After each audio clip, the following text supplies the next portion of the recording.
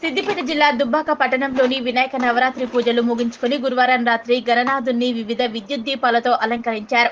Band చప్పులతో చిన్నారుల నృత్యాలు చేస్తూ ప్రధాన వీధుల గుండా తిప్పుతూ ఊరేగింపుతో దుబ్బాకలోని పెద్ద చెరువులో గణనాథుని నిమజ్జనం చేశారు. చిన్నారుల నృత్యాలు పలువురిని ఆకట్టుకున్నాయి.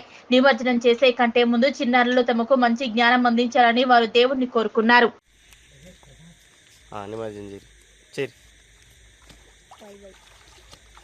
By by